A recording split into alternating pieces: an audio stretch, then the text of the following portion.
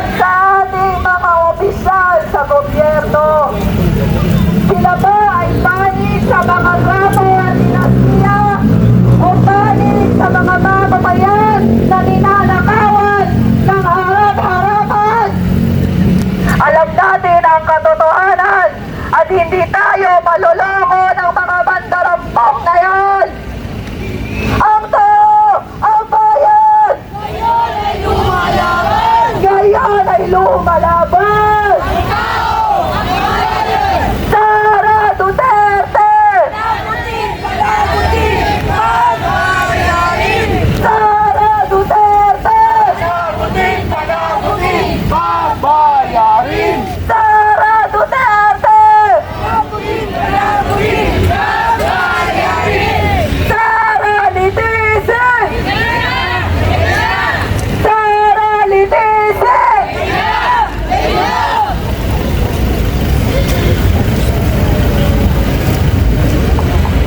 Wag matakot! Wag matakot!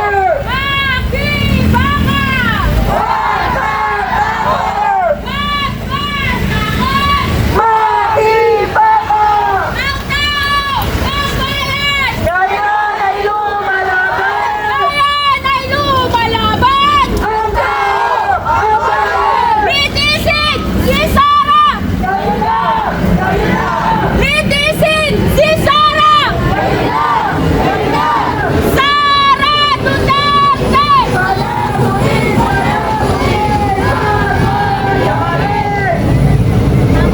Mga kasama, ang layunin ng mga mambabatas na galing sa gobyerno ng Pangulong Sara Duterte.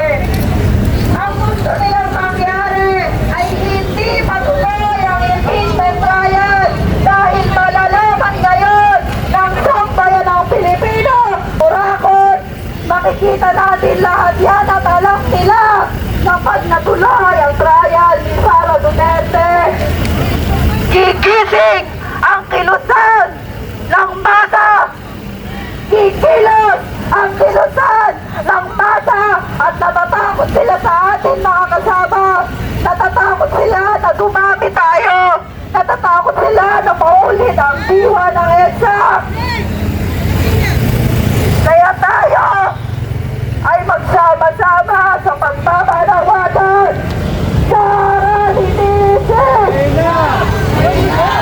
Sara Litisen! Sara Litisen! Sara Litisen! Ang tao, ang bayan! Ngayon ay lumalaban! Sara Litisen! Sara Litisen! Kasama tayo po ay aabante ng bahagya. Tapos, nakapag na-impeach si Sara Duterte dahil sa tinakaw ng 612.5 billion confidential and intelligence funds. Baka sila sumunod naman. Baka sumunod naman si Marcos na mas malaki pa ang confidential and intelligence funds. Baka sumunod pa yung ibang mga politiko.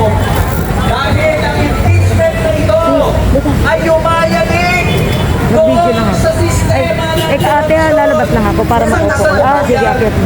ito ang tinatawag nating burokrata Nanay pa daw. kapitalista. Yung paghahari ng mga political dynasty, ng mga korap na politiko. Ito po, nasa harap na po sila ng Senado at narangan na po ang gate ng Senado. Pero mga kasama, ganun man ang nangyari kahapon, hindi pa ho tapos ang laban. Diba hindi naman na-dismiss ang impeachment? Round 2 lang to, round 1 panalo tayo dahil umabot ang impeachment complaint dito. Round 2, sabihin na natin draw dahil hindi naman na-dismiss pero hindi magtutuloy ang hearing. May round 3 pa ho, may round 4 hanggang 15 rounds po ito. Handa ba kayo hanggang 15 rounds? Kaya po ang halaga. Yan po ang halaga ng ating pagtitiwala.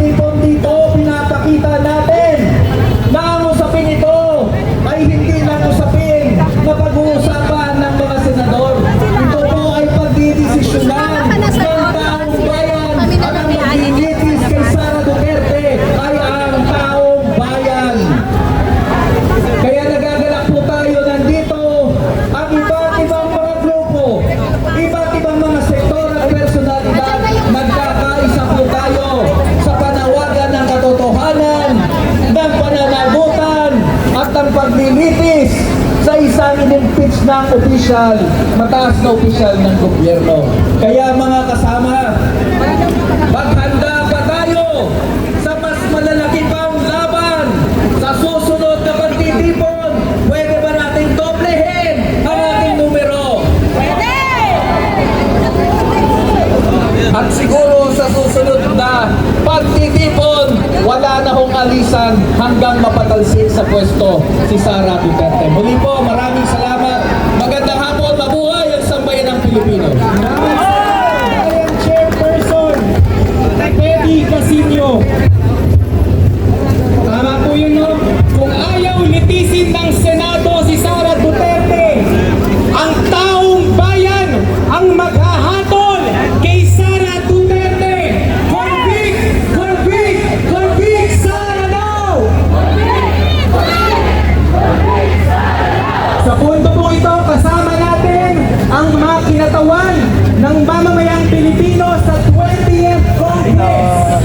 Nandito po si Representative Antonio Tino ng ACT Teachers Party List, si Representative Rene Go ng Kabataan Party List, at si Representative Laila De Lima ng ML Party List.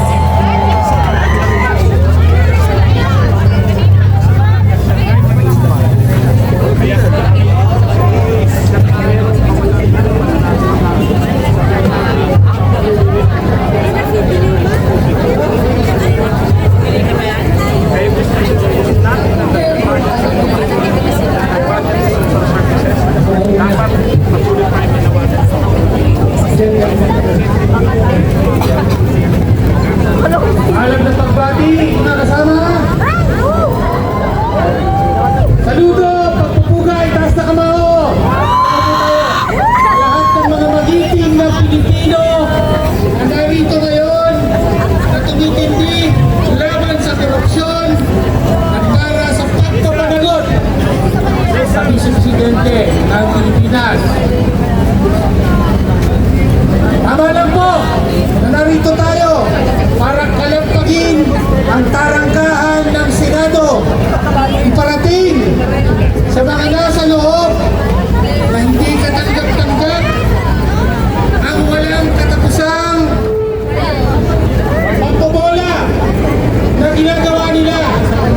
Walang katapusang pagtitribon na debate at ang ginagawang katatawanan na walang dangal.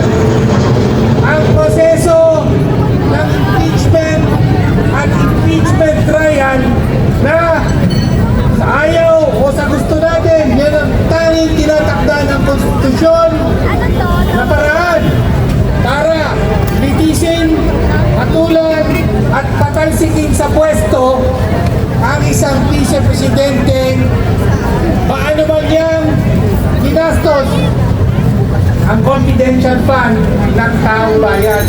No? Kaya po, muli, kaisa tayo sa panawagan ng taong bayan. Sa mga senador, gawin niyo po ang inyong trabaho.